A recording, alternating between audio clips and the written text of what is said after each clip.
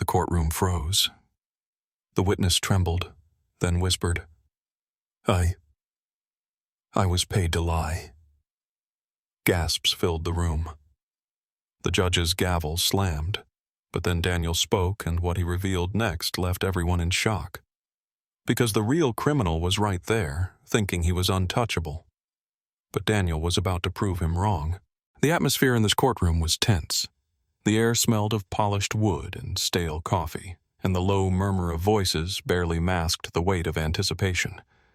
A 12-year-old boy, Daniel Carter, sat in the witness stand, his small hands gripping the edge of his seat. Across the room, his father, Thomas Carter, sat in handcuffs, accused of a crime he swore he did not commit. The fluorescent lights cast a sterile glow over the courtroom, but to Daniel, everything felt suffocating, as if the walls were pressing in, trying to force the truth into silence. His heart pounded against his ribs, but he forced himself to sit still, to breathe evenly, to not let the fear show.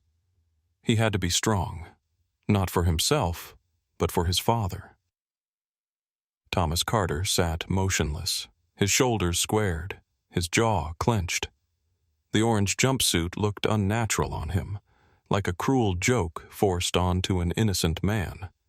His wrists were locked in metal cuffs, resting on the table in front of him, but his eyes carried the weight of a man who had already been sentenced in the court of public opinion. Daniel's mother had died in a tragic accident 2 years ago, a car crash that left him and his father stranded in a world that never stopped moving, never paused to let them catch up. Thomas had worked brutal hours in construction, barely making ends meet, but he never faltered, never let the weight of grief or exhaustion break him. He didn't drink, he didn't steal, he didn't hurt people, and yet here he was, shackled, accused of armed robbery, facing a courtroom filled with people who had already decided he was guilty.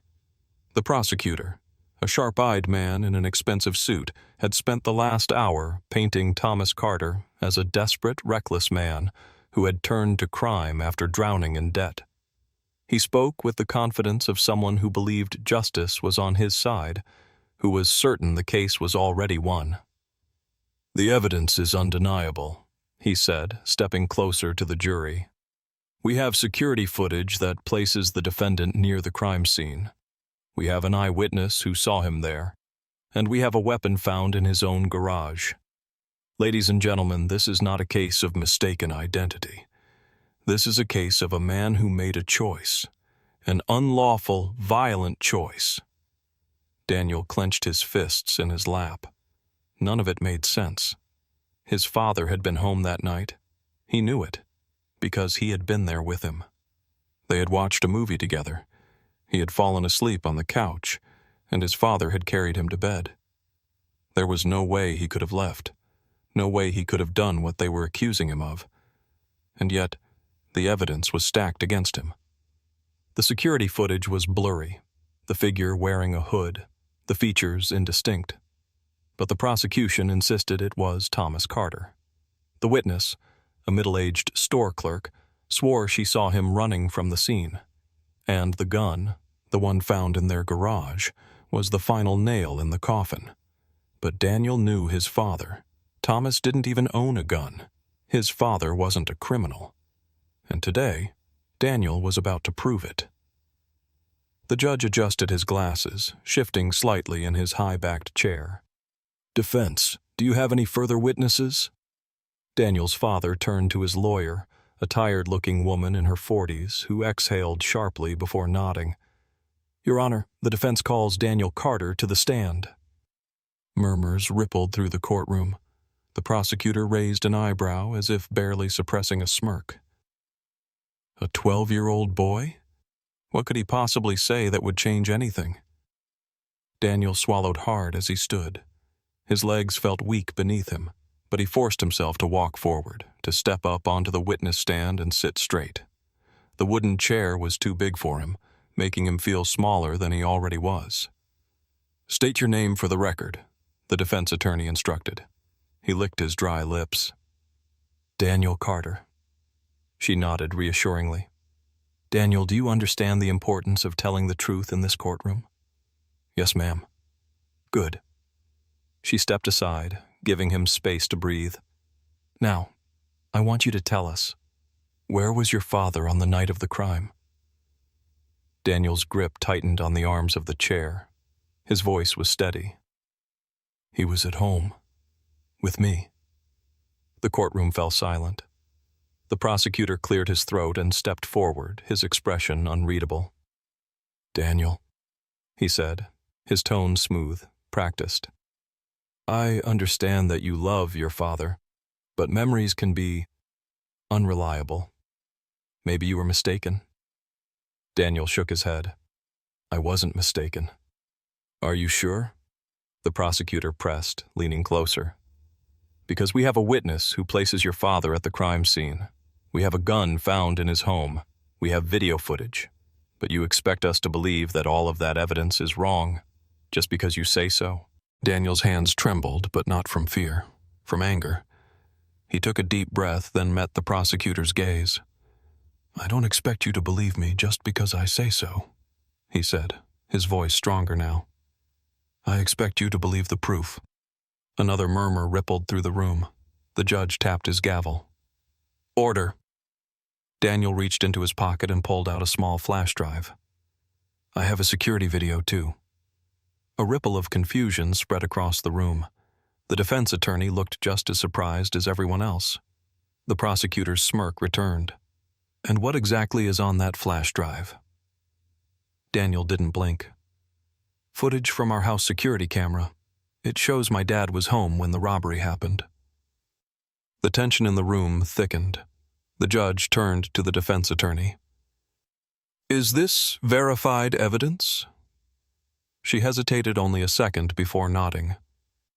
Your Honor, we request that this footage be reviewed immediately. The prosecutor opened his mouth to argue, but the judge raised a hand. Silence. He turned to the bailiff. Play the footage. All eyes turned to the screen as the bailiff plugged in the drive. The screen flickered, then showed grainy but clear footage. Thomas Carter sitting on the couch in their living room. The timestamp in the corner matched the exact moment of the robbery. A heavy silence filled the room. The prosecutor's face turned pale. This doesn't prove anything, he said quickly. That could be an old video. Daniel didn't look away. Check the timestamp, and check my dad's phone records. He was texting my aunt that night. The judge leaned forward. His voice, though calm, carried the weight of a decision that could shift everything. Mr. Reynolds, he said, addressing the prosecutor, was this evidence reviewed? The prosecutor hesitated. It wasn't necessary. But now it was. And Daniel knew. This was just the beginning. The courtroom was suffocating, the walls pressing in as Daniel sat frozen in his chair, fists clenched so tight his nails bit into his palms.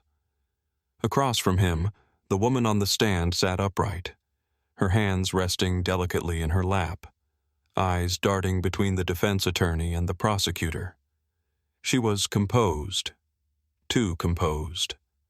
Her voice carried the perfect mix of confidence and feigned uncertainty, just enough hesitation to make her testimony sound genuine, but not enough to suggest deception. She had rehearsed this. Daniel had spent nights watching the security footage his father's lawyer had obtained, poring over it frame by frame until every movement was burned into his brain. The figure in the video had a specific way of walking, quick, light steps, a slight hunch in the shoulders, an urgency that felt unnatural. His father didn't move like that. Thomas Carter had a slow, steady gait, the kind of walk that came from years of carrying heavy loads on construction sites. And yet, this woman, this supposed witness, was swearing under oath that she had seen him running from the store, a gun in his hand. Lies. The judge, an older man with sharp blue eyes that flicked between the witness and Thomas, cleared his throat. His expression was neutral, unreadable, but his voice carried an edge of authority that made the room still. "Mr. Carter, do you understand the severity of your accusation?" Thomas sat straight, shoulders squared despite the weight of the cuffs around his wrists. His expression was steady, but his eyes, Daniel had never seen them like this before. There was sadness in them, a deep, quiet kind of sadness, the kind that came when a man knew the world had already decided his fate before he even had a chance to fight. "I do, Your Honor," Thomas replied, his voice even. There was no desperation in it, no pleading, just a calm acceptance of the fact that no matter what he said, no matter how many times he swore he was innocent, the system wasn't built to believe men like him. The prosecutor smirked. He had already won in his mind, and this was just a formality. He turned, his eyes settling on Daniel with the kind of amusement that made Daniel's skin crawl. "And now, let's hear from the boy," the prosecutor said, his voice dripping with mockery. He spread his arms as if presenting a spectacle, already dismissing whatever Daniel had to say before he even opened his mouth. "Your Honor, we'd like to bring the witness to the stand." The words rang in Daniel's ears like a gunshot. This was it. He took a deep breath, forcing air into his lungs even though every part of him wanted to run, to disappear, to wake up from this nightmare where his father was shackled like a criminal and his word meant nothing. But he couldn't run. If he didn't speak now, if he didn't do something, no one else would. His father had spent his entire life protecting him. Now it was Daniel's turn. He stood, legs stiff as he moved toward the witness stand. The weight of the entire courtroom shifted toward him, dozens of eyes watching his every step. He could feel the prosecutor's gaze burning into him, the defense attorney's cautious glance, his father's silent strength. The bailiff swore him in, and as he sat down, his hands gripped the armrests. The chair was too big, the table too high. Everything around him was built for adults, and he felt like a child drowning in a world that didn't care if he survived. The prosecutor adjusted his tie and took a step closer, his voice smooth as silk. "Daniel, I understand this must be very difficult for you," he began, feigning sympathy. "You're here to help the court find the truth, and that's all we want from you. The truth." Daniel didn't flinch. He met the prosecutor's gaze and didn't look away. "That's why I'm here," he said, his voice steadier than he expected. The prosecutor smiled like a snake. "Good. Now, Daniel, can you tell us, where was your father on the night of the crime?" Daniel swallowed, but his voice remained firm. "He was at home, with me." A murmur rippled through the courtroom, and for the first time the store clerk on the witness stand shifted in her seat. The prosecutor didn't react. He had expected this. "Of course," he said, his voice patient, patronizing. "And how can you be so sure?" "Because I was there," Daniel said. His fingers curled tighter around the armrests. "We had dinner together. We watched a movie. I fell asleep on the couch and my dad carried me to my room. He was home the whole night." The prosecutor sighed as if dealing with a child who didn't understand how the world worked. "That's a very sweet story, Daniel. But you see, memories can be unreliable, especially when you're young. Sometimes we think we remember something clearly, but—" "I remember," Daniel cut in. His heart was hammering, but he didn't waver. "And I have proof." The courtroom went still. The prosecutor's smirk faltered for just a second. "Proof?" he repeated, as if the word itself was foreign. Daniel reached into his pocket and pulled out a small flash drive. He held it up so everyone could see. "We have security cameras at our house," he said. "They record everything. This has footage from that night. It shows my dad was home when the robbery happened." Silence. Then a slow, sharp intake of breath from the defense attorney. The judge leaned forward slightly.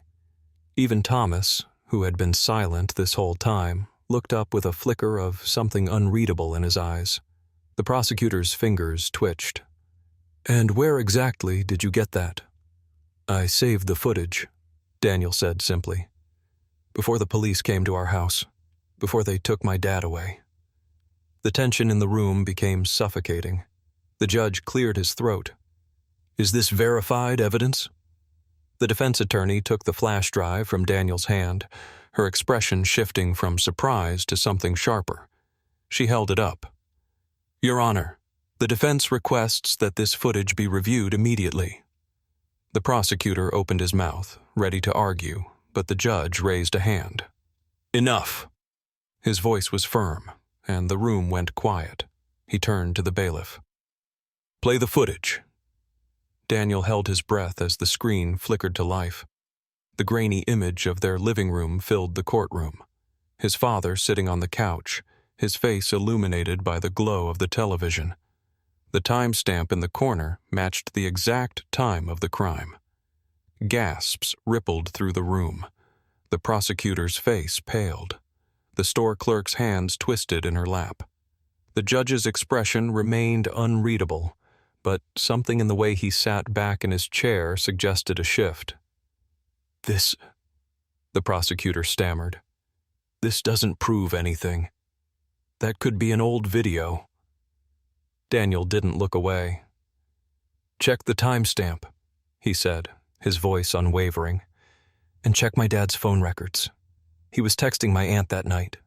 You can see the phone in his hand." The judge turned to the prosecution. His voice was calm, measured, but the weight behind it was unmistakable. "Mr. Reynolds," he said, "was this evidence reviewed?" The prosecutor hesitated. It wasn't necessary." Now it was. And Daniel knew this was just the beginning. Daniel walked to the witness stand, his heartbeat hammering in his ears. The floor felt unsteady beneath his feet, the weight of the moment pressing down on his shoulders like an invisible force. The polished wooden walls, the murmurs from the jury, the cold, clinical air of the courtroom, it all blurred into the background. His father sat still, watching him, his expression unreadable but his presence grounding. The shackles on his wrists clinked softly when he shifted in his seat, a cruel reminder of the stakes. Daniel climbed into the chair, his hands gripping the armrests as if they were the only thing keeping him from collapsing. He could feel the eyes of the entire courtroom on him, dissecting him, waiting for him to slip up. He forced himself to sit tall, to keep his breathing steady, even as his pulse roared in his ears. The judge, a man who had likely seen hundreds of cases, studied him with a measured gaze. His face was void of emotion, but the weight of his authority made the silence in the room feel heavier. He didn't speak yet. He didn't have to. His mere presence commanded stillness. The prosecutor took a step forward, his polished shoes clicking against the marble floor. His suit was crisp, his tie perfectly aligned. Everything about him screamed confidence, precision, control. He folded his hands in front of him, offering a carefully curated smile that didn't reach his eyes. "Daniel," he said, his voice smooth, practiced. "I understand you love your father." Daniel bristled. He already knew where this was going. The prosecutor wasn't here to ask questions. He was here to manipulate, to twist words into something they weren't. He wanted Daniel to look unreliable, emotional, a child who didn't understand the gravity of what was happening. But Daniel wasn't just any child. The prosecutor continued, taking a slow step closer. "But we need the truth. Did he leave the house that night?" Daniel's fingers curled into his pants. The way the prosecutor said it, calm, almost sympathetic, felt like a trap. A carefully laid snare designed to make him second-guess himself, to plant the seed of doubt. But Daniel knew the truth. His voice was firm, unwavering. "No," he said. "He was home with me." The prosecutor's smile didn't falter, but something shifted in his eyes. He had expected hesitation, a moment of doubt, but Daniel gave him nothing. The man tilted his head, exhaling softly as if he were dealing with a child too naive to understand the world. He took another step, his presence looming closer, but Daniel didn't shrink back. "That's very sweet," the prosecutor said, his voice taking on a patronizing edge. "But do you have any proof?" The courtroom was silent. Daniel felt the weight of the moment press into his chest. He had known this was coming, had prepared for it. But now that he was here, standing in the middle of it, the enormity of it all threatened to crush him. He swallowed, his throat dry, his fingers gripping the fabric of his pants. He could say no. He could let them believe what they wanted. Let the so-called evidence dictate the truth. The blurry footage, the planted weapon, the coerced witness, all of it had been designed to paint his father as guilty. But his father had always told him, truth matters, even when it was hard, even when no one wanted to believe it.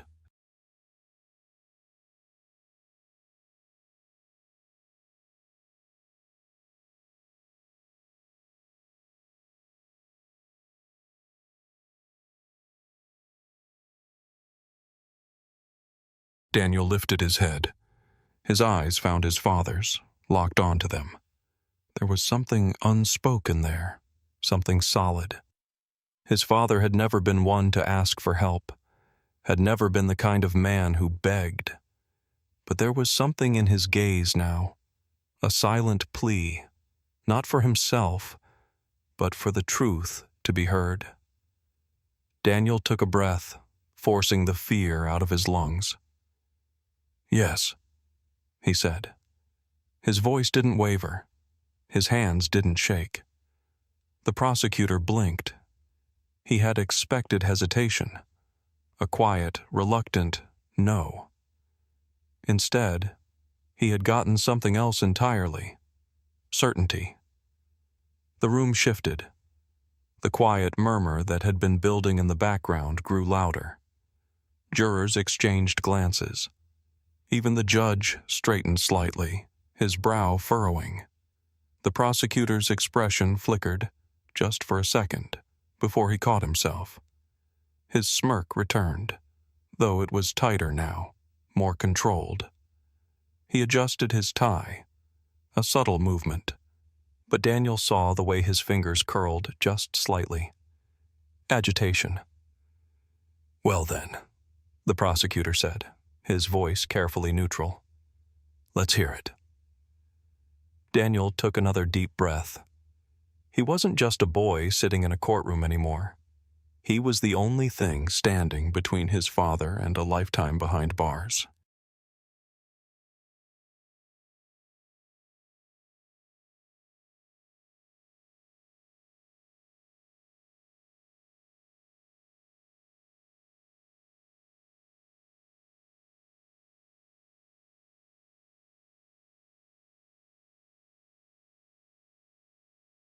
Gasps rippled through the courtroom as Daniel pulled out his tablet.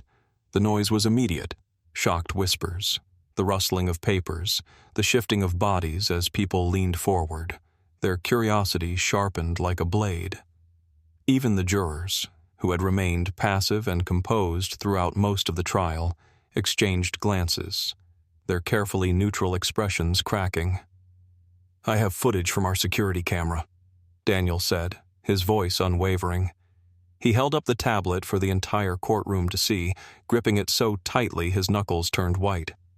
"It shows my dad at home when the robbery happened." The prosecutor's face, which had carried an air of smug confidence just moments before, twitched. It was a flicker, a nearly imperceptible crack in his controlled mask, but Daniel saw it. The man wasn't expecting this. He hadn't planned for this. The judge, who had been watching the proceedings with a level gaze, finally moved. He leaned forward slightly, sharp blue eyes locking onto Daniel with renewed interest. His fingers drummed once against the desk before he spoke. "Proceed." The single word cut through the air like a gavel strike. Daniel didn't hesitate. His hands shook as he passed the tablet to the defense attorney, who, for the first time since the trial had begun, looked truly hopeful. She acted fast, crossing the floor with purpose, plugging the device into the courtroom's monitor. The screen, which had until now been used to display grainy security footage and blurry images meant to frame his father, flickered to life. The image was clear. Thomas Carter sat on the couch, his posture relaxed, his face illuminated by the soft glow of the television. Beside him, Daniel was curled up, half buried in a blanket, his head resting on a pillow. The timestamp in the bottom right corner burned into the screen, the exact moment the robbery was taking place miles away. Silence. A sharp, unnatural silence. Then a low murmur. The sound built quickly, spreading like wildfire through the room. It was no longer just whispers, but full-fledged conversations, hushed, but urgent. The jury, the spectators, even the court reporters were no longer passive observers. They were reacting, processing, doubting everything they had just been led to believe. The prosecutor's face had gone pale. His lips parted slightly, but no words came out. Daniel barely had a moment to register that before, bang! The judge's gavel slammed down. The room jolted back into order. "Silence!" the judge commanded. The murmurs ceased instantly, as if he had cut them with a knife. He turned toward the defense attorney. "This footage, has it been authenticated?" The prosecutor snapped out of his stunned silence, his lips curled, eyes narrowing. "Your Honor, this is highly irregular. We don't know where this video came from.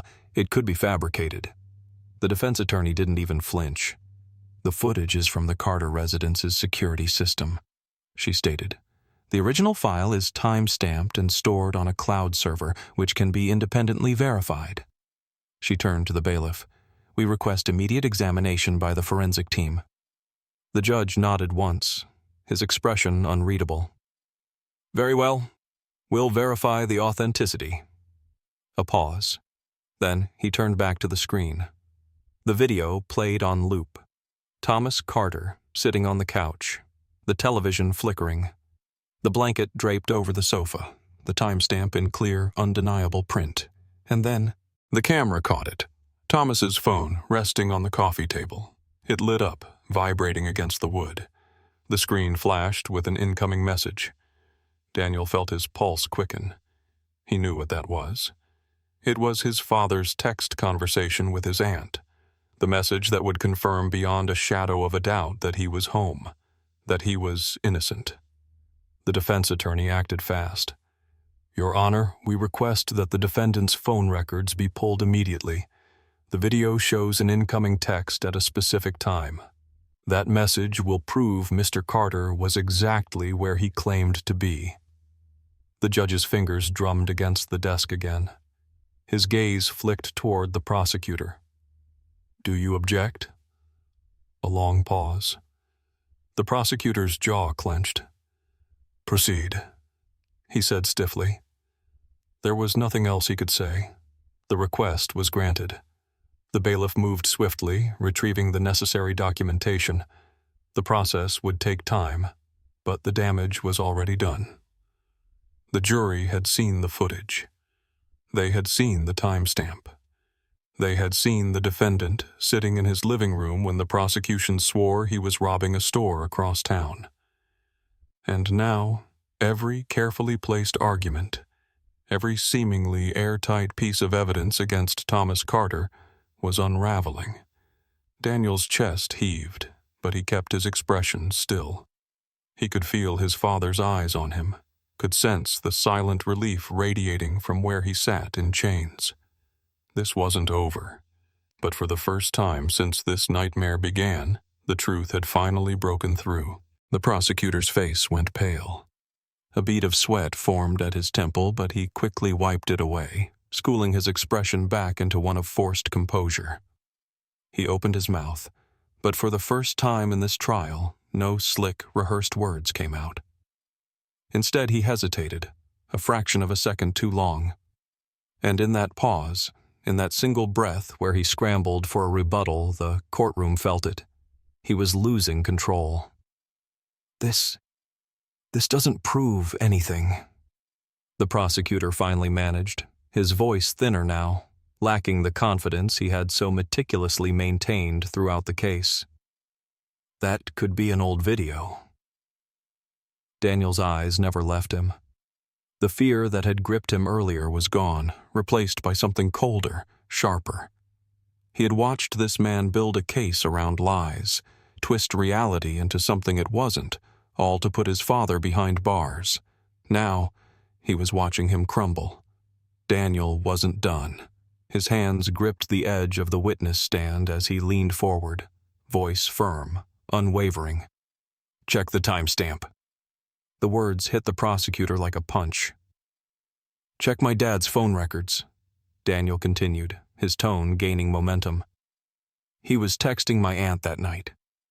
The courtroom murmured. The jury exchanged glances. A few of them had leaned forward, their expressions no longer indifferent. They were interested now. They had been presented with one truth, fed to them in carefully structured arguments and witness testimonies. But this was something else. This was a crack in the foundation of everything the prosecution had built. And cracks spread. The judge, who had been silent, watching, processing, finally moved. He leaned forward, his sharp eyes locked onto the prosecutor. The weight of his presence was suffocating. "Mr. Reynolds," the judge said, his voice slow, deliberate. "Was this evidence reviewed?" The prosecutor hesitated again. He swallowed, forcing down the instinct to argue, to deflect. But there was nowhere to run. The silence in the courtroom was razor thin, pressing against him like a blade. Finally, he stammered, It wasn't necessary." The courtroom was no longer just watching. It was judging. The defense attorney moved swiftly, rising from her seat, her voice cutting through the heavy air like a sharpened knife. "I move for an immediate dismissal." The words sent another ripple through the courtroom, an undercurrent of tension and expectation. Daniel could feel it in the way people shifted in their seats, in the way the prosecutor's fingers twitched, in the way the judge's gaze darkened. The balance of power had shifted, and for the first time, Daniel felt it. They might actually win.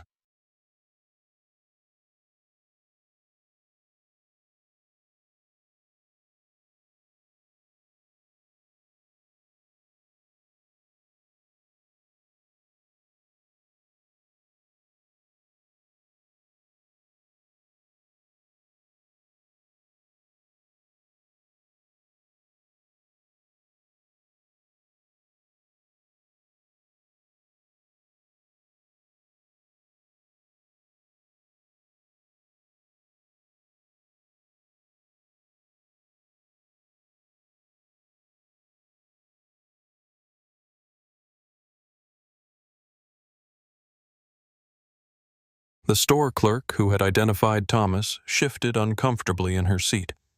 Her hands fidgeted in her lap, fingers twisting around each other as though she could squeeze the truth into silence.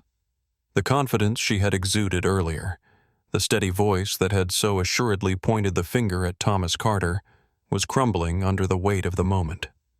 The lie she had woven so carefully was unraveling thread by thread, and she could feel every eye in the courtroom pressing against her like a vice. I was sure it was him," she stammered. But there was no conviction in her words now, no certainty.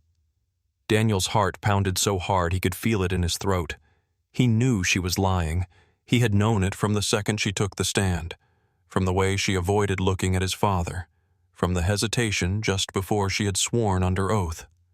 But now, everyone else in the courtroom could see it too. He took a slow breath, steadying himself. Then, with a voice that came out stronger than he expected, he asked the question that shattered the fragile illusion. "Who made you say it was my dad?" The words hung in the air, heavy and unforgiving. The question was a hammer, poised to strike, and everyone in the courtroom could feel it coming down. The woman's breath hitched. Her lips parted slightly, but no sound came out at first. The prosecutor stiffened. A single drop of sweat trickled down his temple.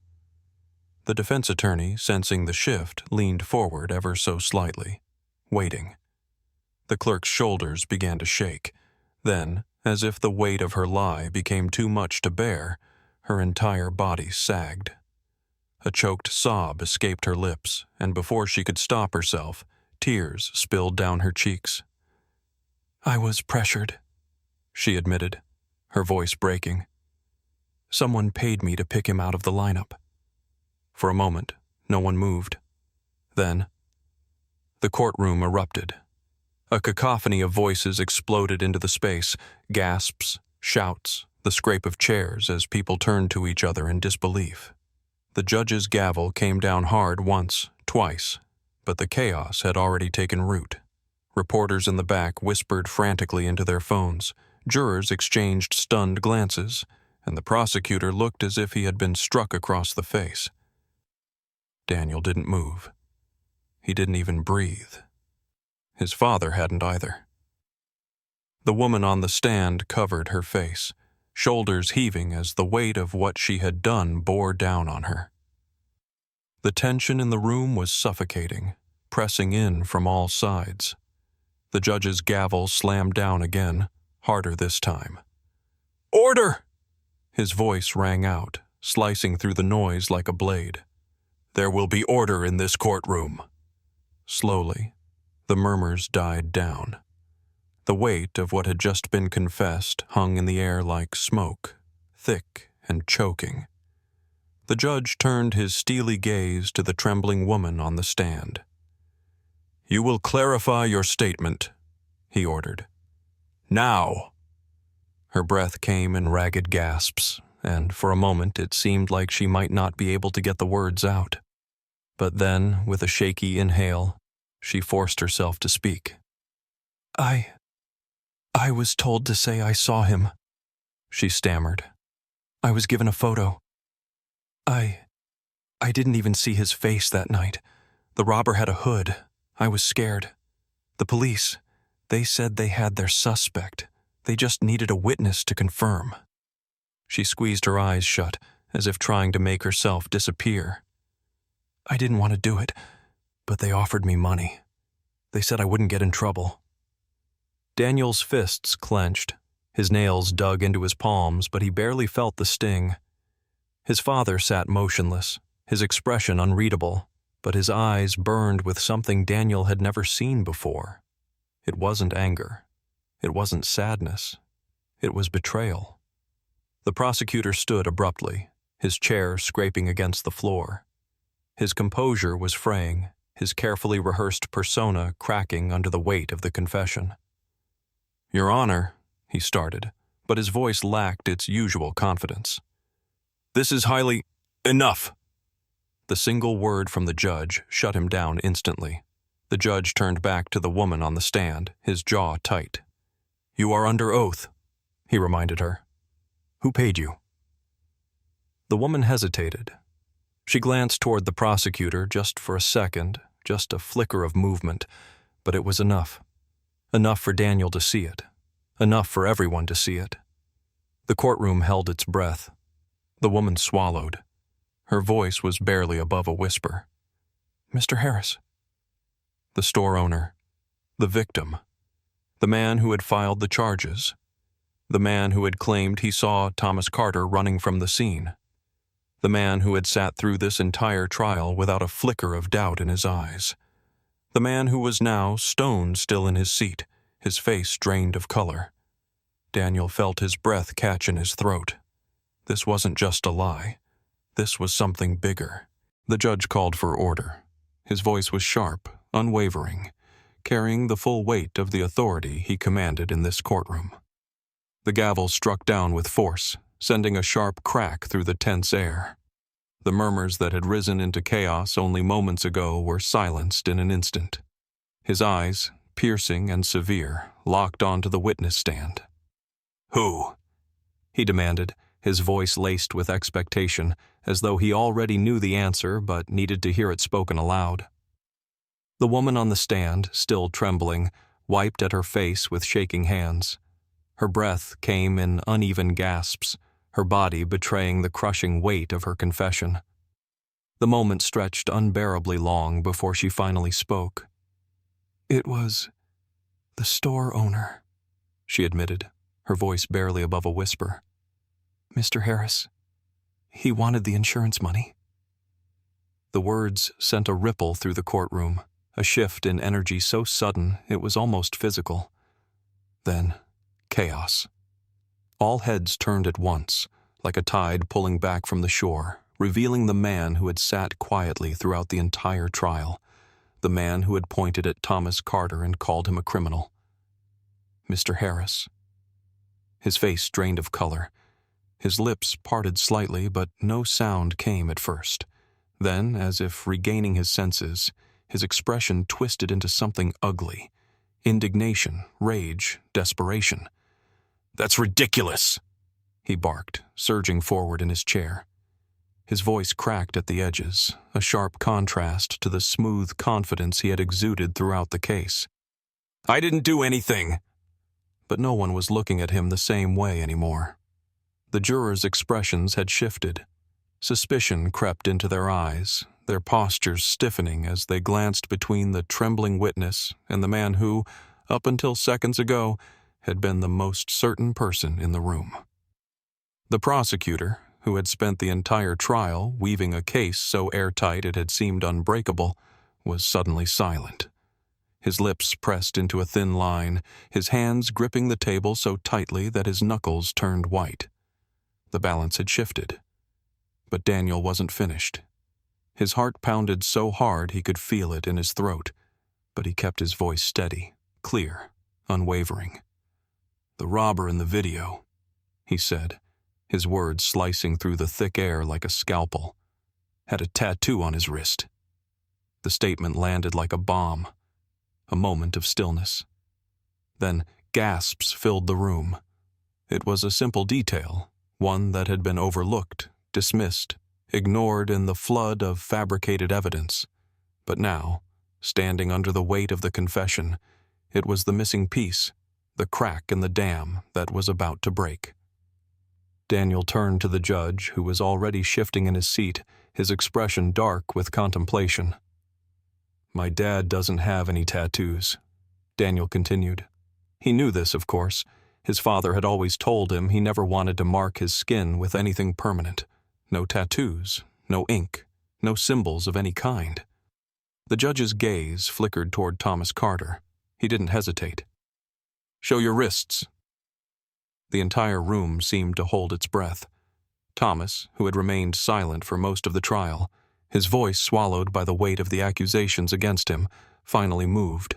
Slowly, deliberately, he lifted his hands, turning them so his wrists faced outward. They were clean.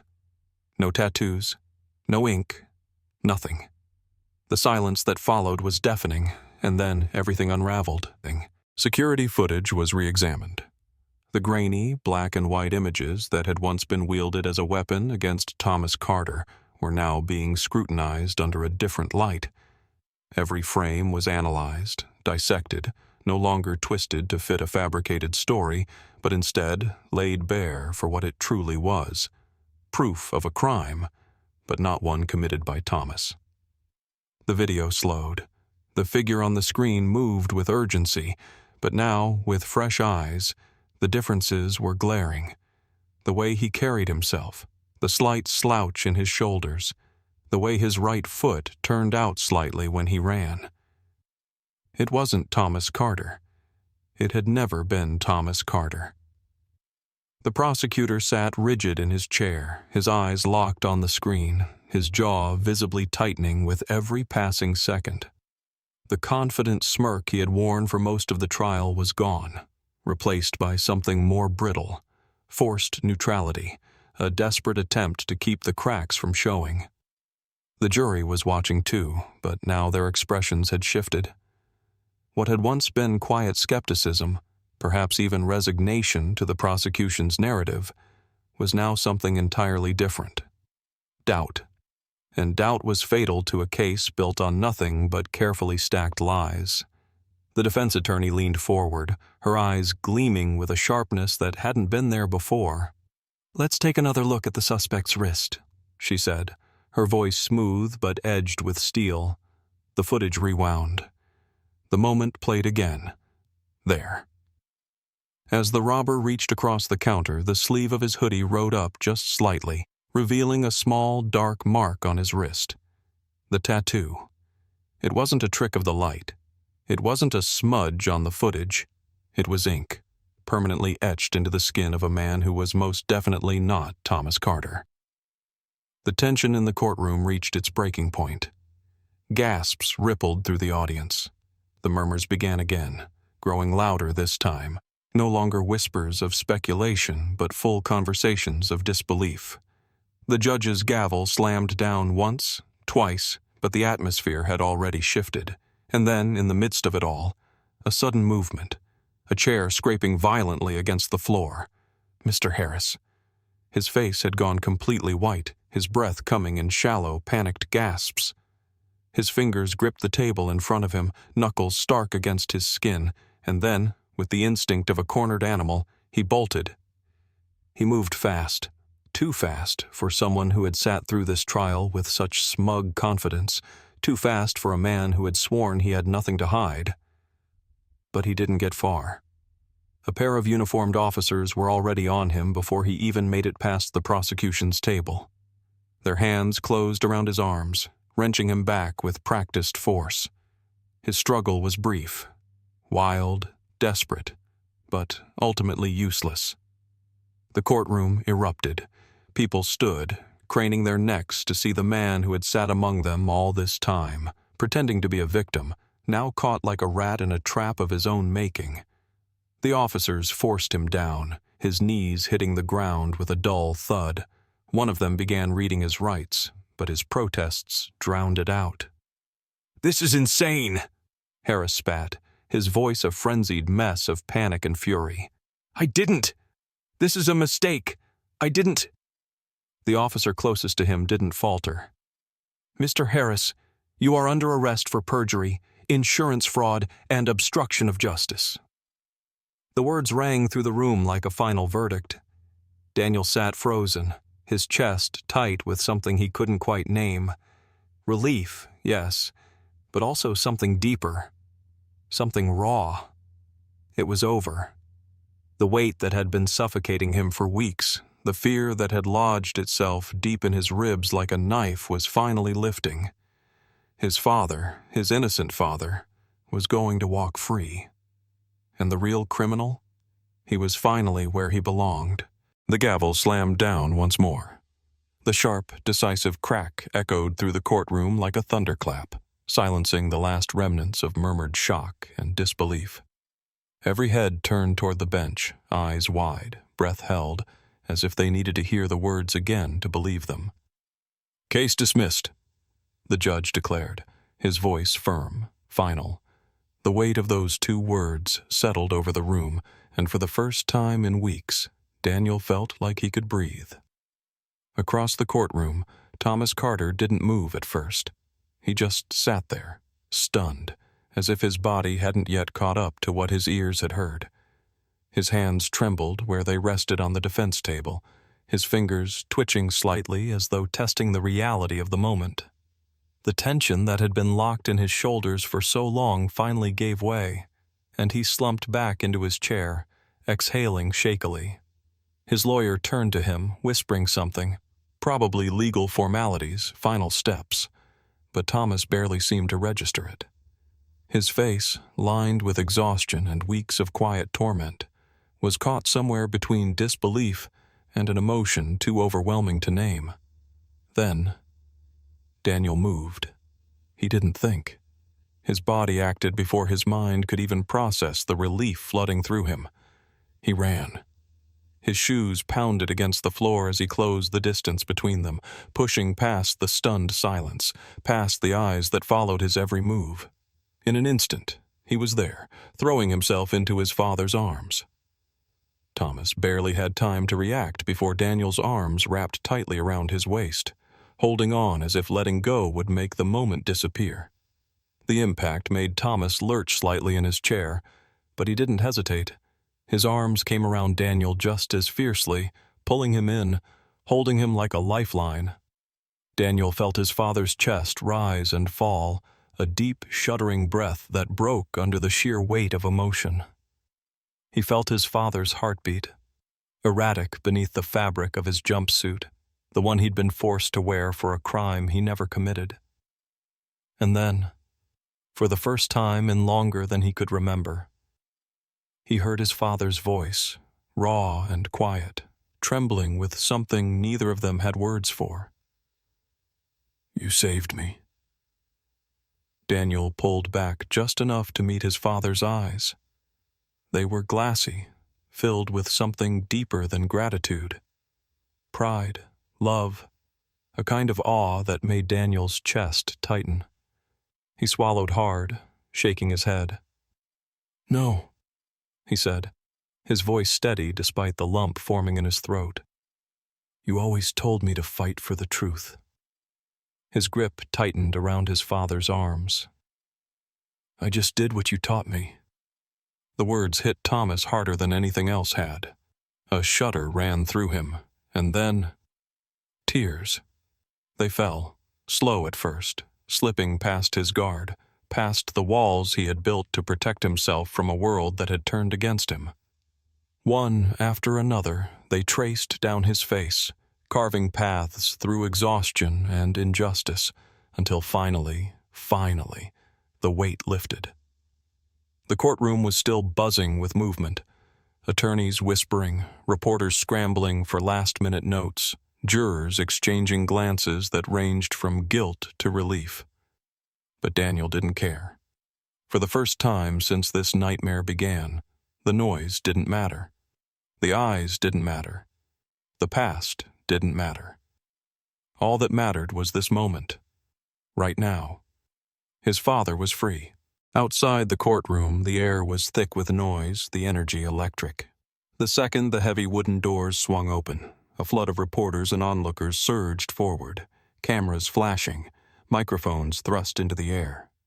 The hallway, once cold and sterile, was now a battleground of voices, each one desperate to be the first to capture the story that had just shaken the courtroom to its core.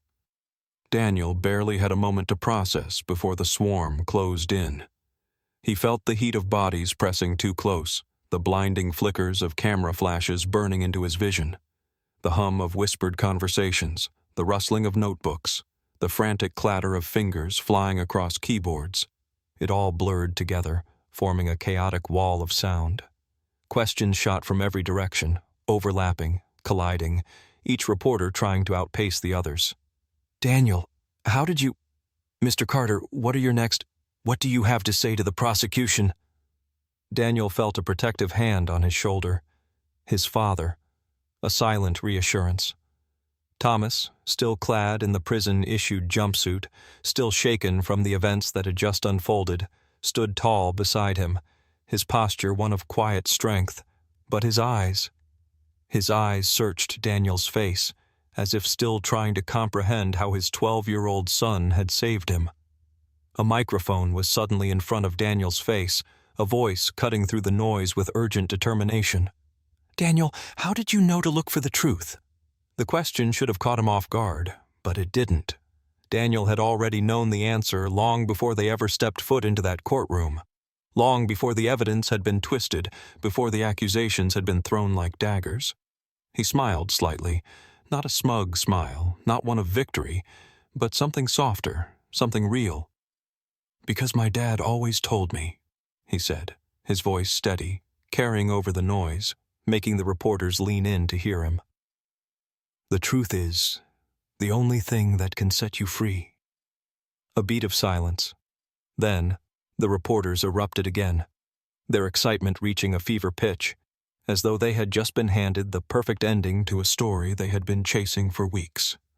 Cameras clicked, pens scratched against notepads, Voices clashed in a frenzy to capture the moment. But Daniel wasn't paying attention to them anymore, because in that moment, the headlines, the news coverage, the viral clips that would flood television screens and social media feeds, they didn't matter. The world would remember his bravery. But for Daniel, the only thing that mattered was that his father was finally coming home.